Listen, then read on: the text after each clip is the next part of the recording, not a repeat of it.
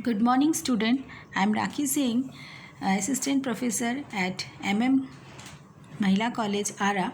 Today we are going to discuss oogenesis, which is a content for BSc Part 3, Paper 6. What is oogenesis? Oogenesis is the process of production of ovum which take place inside the female sex organ called as ovary.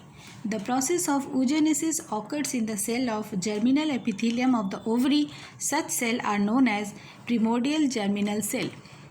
The process of oogenesis begins at the fetal life, unlike spermatogenesis, which begins at puberty. In human being, the number of eggs produced per month is just 1 out of 2 ovary every month, in comparison to sperm which are produced in millions.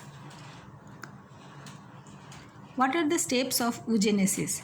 Following are the steps of oogenesis. First, multiplication phase, second, growth phase, and third is maturation phase. What happens in the multiplication phase?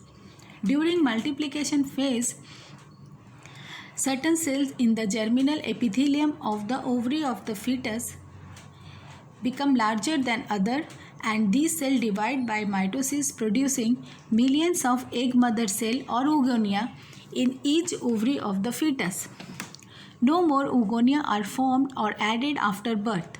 The oogonia multiply by mitotic division, forming primary oocyte, and girl child is born with primary oocyte. Second phase is growth phase, which is very long phase. It may extend over many years, and each primary oocyte then gets surrounded by a layer of granulosa cell to form primary follicle.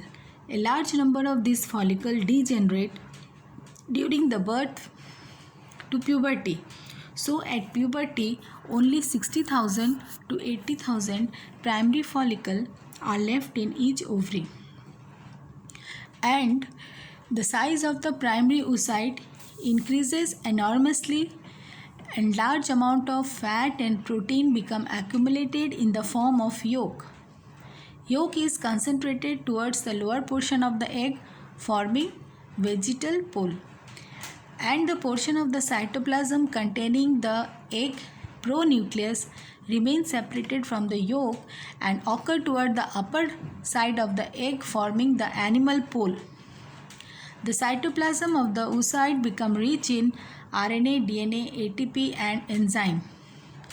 Mitochondria, Golgi apparatus, ribosome, etc. become concentrated in the cytoplasm of the oocyte. When the growth of the cytoplasm and nucleus of the primary oocyte is completed, it is ready for maturation phase. During maturation phase, there occur two division, meiosis 1 and meiosis 2. During meiosis 1, the homologous chromosome of the primary oocyte pass through the pairing, duplication, chiasmata formation and crossing over. Nuclear membrane breaks.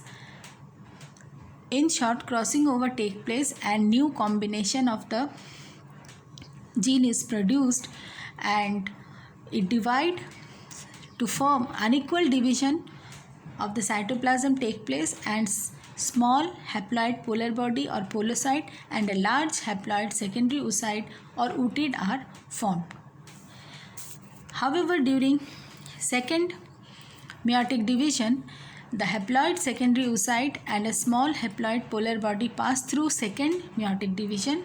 Due to second meiotic division, the secondary oocyte form mature egg and a second podocyte. The first podocyte also divide into two secondary polar body or podocyte. Let us see the schematic diagram of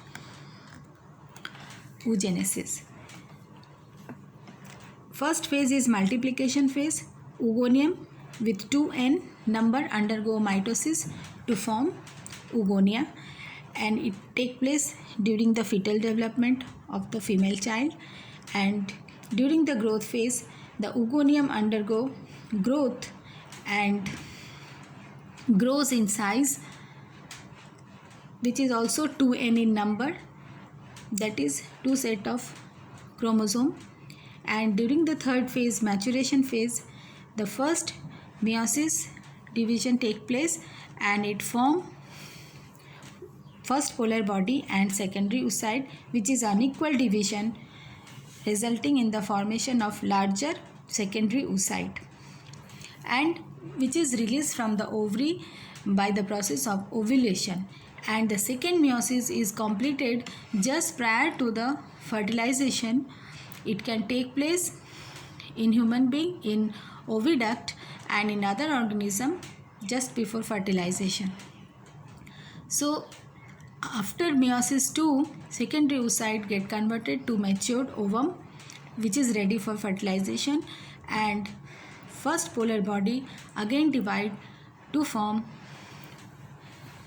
2 more polar bodies. So total 3 polar bodies are produced and one single large matured ovum is produced by the process of oogenesis. Let us now see the structure of matured egg. It consists of plasma membrane followed by primary egg membrane and secondary egg membrane. So plasma membrane is like a normal cell membrane, which is unit membrane structure. It is composed of outer and inner layer of protein, and in between there is a lipid layer of 60 angstrom thickness. And primary egg membrane is secreted by oocyte itself, which is also known as vitelline membrane. The mammalian egg contains similar membrane. In them, this is known as zona pellucida.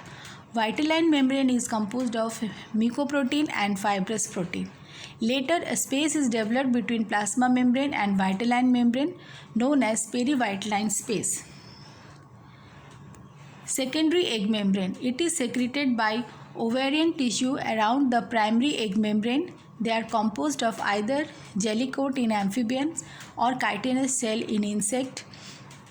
And tertiary egg membrane is formed by other accessory part of the female reproductive system. It may be jelly coat or hard calcareous cell in bird.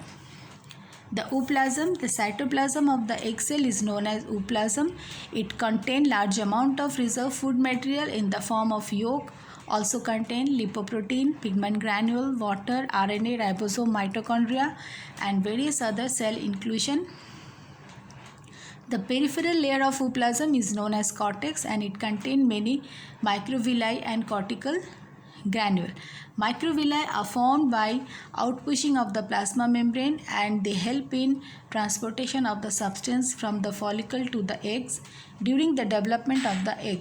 The cortical granule originated from Golgi apparatus. Let us now see the various types of eggs. According to the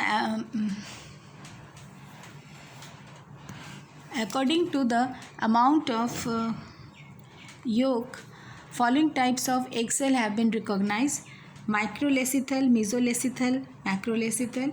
And on the basis of distribution of yolk in the ooplasm, the egg can be grouped as homolecithal, heterolecithal, which is again of telolecithal and centrolecithal type. In microlecithal egg, very little amount of yolk is present, and it is found in Amphioxus eutherian mammal. In mesolecithal egg, contain moderate amount of yolk. Example: amphibia, petromyzon, dipnoi, etc.